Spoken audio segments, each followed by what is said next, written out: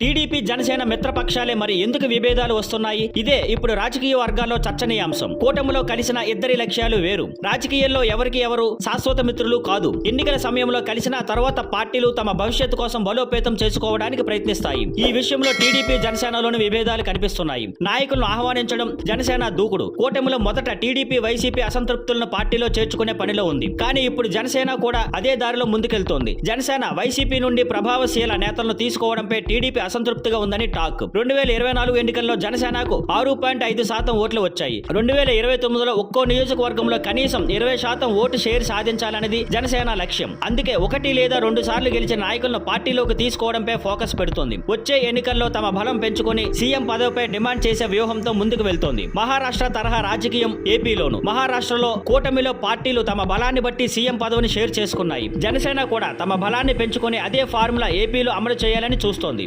వైసీపీని బలహీనపరిచేందుకు టీడీపీ జనసేన కూటమిగా పనిచేస్తున్నా జనసేన బలపడటం టీడీపీకి కలవరపాటు కలిగిస్తోంది. రెండు పార్టీల ఓటు బ్యాంక్ దాదాపు ఒకటే కావడంతో జనసేన బలంగా మారడం టీడీపీకి పోటీగా మారుతుందనే భావన ఉంది. పవన్ కళ్యాణ్ వ్యూహం జనసేనను థర్డ్ ఫోర్స్ గా మార్చడం. కోస్తా జిల్లాలో కాపులను జనసేన వైపుకు తిప్పే ప్రయత్నం. రాయలసీమల బలిజాలపై ప్రత్యేకంగా ఫోకస్ పెట్టడం. వైసీపీని దెబ్బతీసి టీడీపీతో పొత్తుతో ఉంటూ జనసేనను బలంగా నిలబెట్టే వ్యూహం. మొత్తంగా పవన్ కళ్యాణ్ రాజకీయ వ్యూహం పక్కాగా ఉన్న టీడీపీ దీన్ని ఎలా అడ్డుకుంటుందో చూడాలి. Thank you for watching. Please like, share and subscribe.